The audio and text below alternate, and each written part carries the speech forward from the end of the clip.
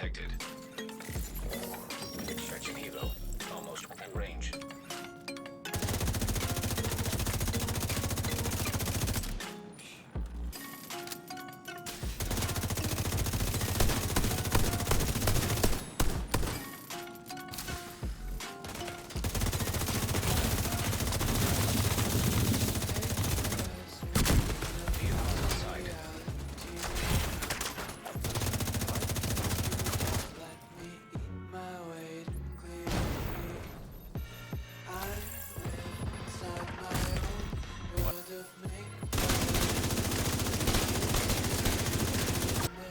What's going on YouTube? It's your boy Moeka Gaming, and I'm coming at you guys with a build video. It's been nearly a year since I've done one of these, but I have been requested by my viewers to make a build video for TU9, and this is what I have. And the only reason I'm uploading a build video is because I stream on Mixer and some of my viewership is asking for a build. So here's the build that I'm running. So I am a streamer on Mixer now, and if you ever interested in stopping by the stream, you can always check me out on mixer.com/Moeka, and I am on Mixer now. But here's the build. So I run an AR Pyro build. So I run a Pyro Maniac AR build. This Pyro Maniac M4 has 15% assault rifle damage, it has 21% damage to health, and it has 6% damage to armor. But what makes this weapon so nice is because that this is perfect ignited. Instead of 4 kills, I need 3 kills, and it does 25% damage to burning targets. So when I kill 3 targets, my 4th target is going to get set on fire. That 4th target that gets set on fire takes an additional 25% weapon damage from my gun. So it's 25% of 95.1k, or 91.5k, sorry.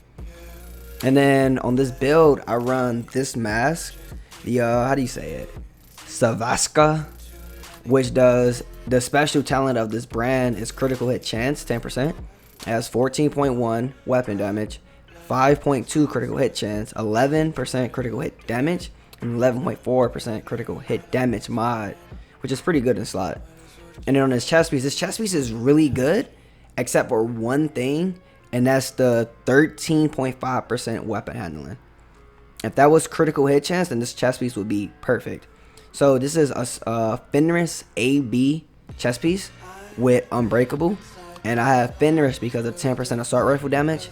Core attribute is 12% weapon damage, it has 5% critical hit chance, 13% weapon handling, and the mod slot is a 6% critical hit chance. The holster that I'm running is the Imperial Dynasty. I'm running this holster because it's like the biggest cheese ever. So this holster, what it does, if I become within 20 meters, which is actually pretty huge, 20 meters of you, I set you on fire. And the reason I run this holster, first off, it has almost max is off by 0.1% status effect, and hazard protection is off by 0.1%. But I run this because the synergy of this, if I set you on fire and I shoot you, that's an additional 25% damage I get to do to you because of the Pyromaniac. And not only does that activate the Pyromaniac, it activates the backpack, which is a Providence Defense backpack. It has 15% weapon damage, it has 4.9% critical hit chance, and sad to say, it has weapon handling again, 11.5%. And I got an 11% critical hit damage mod, which is pretty good. But this backpack is not best in slot. I could put something completely different here. So I'm going to change this build around soon. But the reason this backpack works is because of Wicked. So this build that I'm running has amazing synergy. First off, Pyromaniac can prop itself with 3 kills, or it can be activated with my Imperial Dynasty holster. Once I set something on fire, I get an additional, 18% weapon damage for 20 seconds.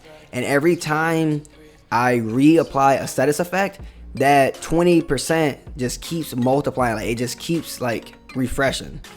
So I almost have weapon damage 18% like indefinitely. And that has so much synergy because all I have to do is set you on fire. Even if my holster is on cooldown and I only have 2 kills and I need 1 more kill, you can shoot the, I used what is this called? The sticky bomb. I'll shoot the sticky bomb at you and set you on fire, because the way the sticky bomb works, as soon as it hits you, or if you step within the radius of it, it does burn effect. So you'll get burned, set on fire, and that's a status effect. And there we go. I just activated my 18% weapon damage. So like, I'm automatically about to hit you with an additional 25 plus 18% weapon damage, like stacking on this build. Like, this build hits ridiculously hard. And then I got contractor's gloves for the 8% damage to armor, which is nice. I have 9.5% hazard protection, which is good in DZ actually, but I would prefer critical hit damage there instead of hazard protection.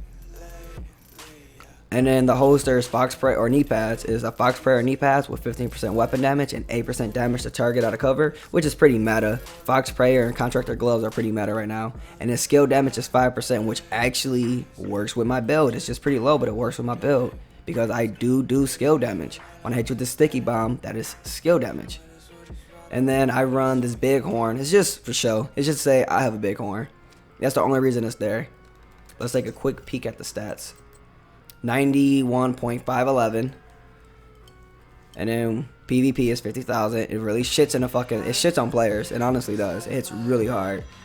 46.5% critical hit chance, 74 critical hit damage, 65 headshot, 14 damage to armor, multiplicative, 21 damage to health, multiplicative as well, which this build really hits. I'm telling you, it hits hard. And then I know most people like to look at the mods on the weapon. It's all critical hit chance. So I got a C79 scope, critical hit chance. I have a sturdy extended 5.56 mag hair, additional 20 rounds. I have the laser pointer, 5% critical hit chance, and I got a muzzle brake 5.56 additional 5% critical hit chance. But I'm going to conclude the build video here. I'll have another video up tomorrow for you guys, and I hope everybody have a good day. This video should be up sometime tonight, and I hope you all enjoyed.